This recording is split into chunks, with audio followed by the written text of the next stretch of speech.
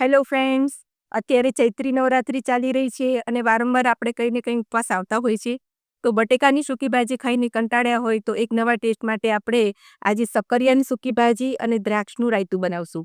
તો તેની રેસીપી આજે જોશું. તમે મારી ચેનલને સબસ્ક્રાઈબ કરજો, લાઈક કરજો અને શેર કરજો.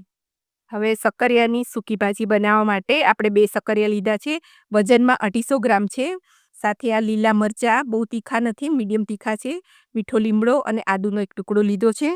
જીરું છે અને સિંધાવ મીઠું છે, ફરાળી મીઠું. તો હવે આપણે એને કટ કરી લઈએ. તો સક્કરિયાને આપણે કટ કરી લઈશું. એની છાલ પહેલાં નથી ઉતારવાની, બાફીને પછી આપણે ઉતારશું. અને બહુ પતલા નહીં, મીડિયમ એવા આપણે ટુકડા કરવાના છે. હવે કુકરમાં આપણે થોડું પાણી નાખી દઈશું અને મેં આ નાનો કાટલો મૂકી દીધો છે અને કાણાવાળું આ વાસણ મૂકી અને એની અંદર આપણે બધા સક્કરિયાને બાફી લઈશું. 2 થી 3 વિસલ આપણે લઈ લઈશું કુકરમાં. એ સક્કરિયા સરસ બફાઈ જશે. રાયતું બનાવવા માટે મેં આ દહીં લીધું છે. દહીં મોળું લેવાનું છે. જો તમારી પાસે મોળું દહીં ના હોય તો તમે એની અંદર દૂધ અથવા તો મલાઈ કે ફ્રેશ ક્રીમ પણ એમાં નાખી શકો છો. અને ખાંડ લીધી છે 2 ચમચી જેવી, અને આમ ફરાળી મીઠું છે, અને કાળી અને લીલી 2 દ્રાક્ષ લીધી છે મેં. તો હવે આપણે રાયતું બનાવશું. આપણે પહેલાં એને એકરસ કરી દઈશું દહીંને ભાંગીને.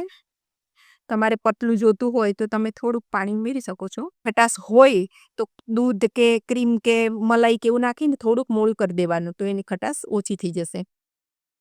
હવે એની અંદર હું આ 2 ચમચી જેટલી ખાંડ છે નાખી દઉં છું. થોડુંક 5 ચમચી જેવું મીઠું નાખશું. તો તમારે આની અંદર મરી પાવડર નાખવો હોય તો મરી પાવડર પણ નાખી શકો છો. લાલ મરચું નાખવું હોય તો પણ નાખી શકો છો. પણ મને આવું સ્વીટ ભાવે છે એટલે હું નથી નાખતી.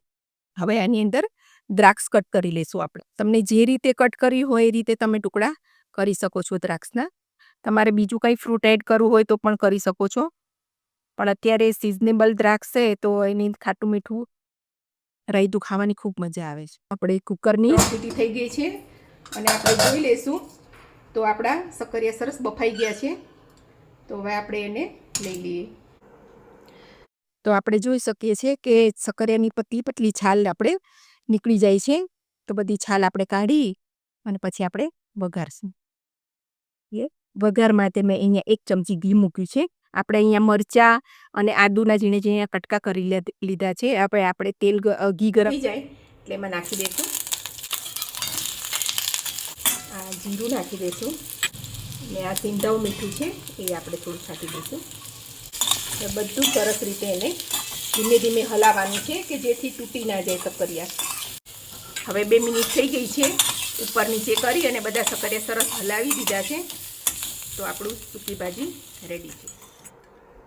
તો એ સૂકી ભાજીને આપણે બાઉલમાં સર્વિંગની અંદર હવે ખાંડ એકદમ ઓગળી ગઈ છે અને આપણું સરસ એકરસ થઈ ગયું છે. એને બી આપણે સર્વિંગ બાઉલમાં લઈ લઈશું. તમે મારી ચેનલને લાઈક કરજો, શેર કરજો, સબસ્ક્રાઈબ કરજો અને કોમેન્ટ પણ કરજો.